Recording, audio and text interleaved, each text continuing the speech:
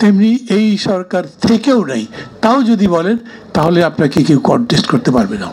নীতি যিনি করেন তার জন্য শোভন নয়, কিন্তু আমি আগে যেমন বলেছি আজও সেরকম বলছি। মানে ধরেন যে আমি দেখতেই পাই না, সেই রকম যদি কিছু হয়ে যায়, কোনো আন্তর্জাতিক পরিস্থিতি, কোনো যেটাকে আমরা বলি লোকাল বা জিও পলিটিক্স, তার কারণে যদি কিছু ঘটে যায় তা তো দেখিনি, জানি না, ওটা বলতে পারবো না।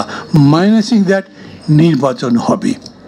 তার চেয়ে বড় কথা হচ্ছে নির্বাচন ছাড়া আমাদের তো যাওয়ার কোনো পথ নেই, নির্বাচনই করতে হবে। অতএব নির্বাচন করেন। এই যে প্রশ্ন তুলছে না, একলা একলা কী কথা বললেন দুইজন মিলে, এটা আমারও জানার ইচ্ছা করে দুজন মিলে কী কথা বলেছেন। ওর মধ্যে কোনো কিছু আছে নাকি যেটা বাইরে বলা যাবে না? তো না হলে ওরা শুধু দুইজন আলোচনা করলেন কেন, এরকম কথা বলতে পারেন। কিন্তু এইটাকে আমি বড় পয়েন্ট বানাচ্ছি না। পয়েন্ট বানাচ্ছি না কেন? পয়েন্ট বানালে আপনি বানাতে পারেন, কিন্তু সেই পয়েন্ট আপনাকে যদি হেল্প না করে, সেই পয়েন্ট যদি আপনাকে বার করে, সেই পয়েন্ট যদি আপনাকে বাধা দেয়, তখন আপনার জন্য বিপদ। আমি নির্বাচন চাই, যেরকম করেই হোক উভয় পক্ষ মিলে একটা সময় সম্মত হয়েছেন, ঠিক তো? এটার মধ্যে আরও দুজনের সাথে কথা বললে ভালো হতো, আমি মনে করি ভালো হতো, প্রক্রিয়া করে বলা যেত। কিন্তু বলে নাই বলে যে কথা বলছেন, আপনার কথা তো থেকেছে। ফেব্রুয়ারি তো আপনি বলেছিলেন, এখন আপনি যেতে পারেন আমার সাথে আলাপ না করে কেন বলেন? আরে ভাই আলাপ করবো কি, আপনি তো বলেই দিয়েছিলেন ফেব্রুয়ারি, আমি তো ফেব্রুয়ারি করেছি, তাহলে বলবার দরকার কেন লাগছে? এই কারণে আমি বলছি এই বিতর্কগুলো তোলবার ব্যাপার নেই।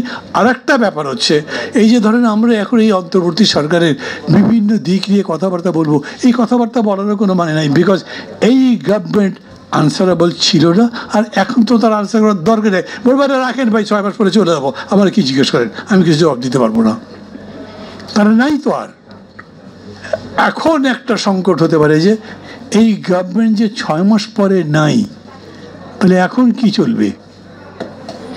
এইখানেই আমাদের সবার দায়িত্ব।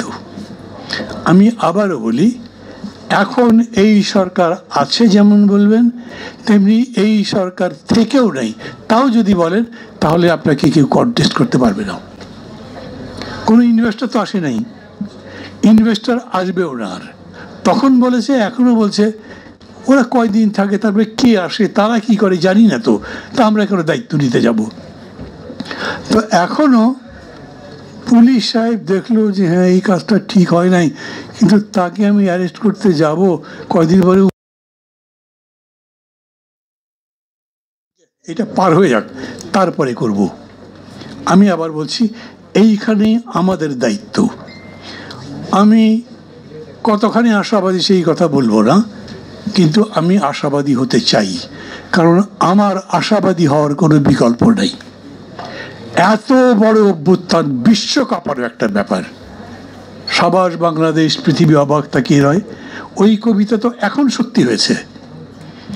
এবং সেই কারণেই এই পৃথিবীকে আরও চমক দেবার জন্যে, এই পৃথিবীর কাছে সত্যটা আরও প্রতিষ্ঠা করবার জন্যে আমাদের বাকি কাজটাও করতে হবে।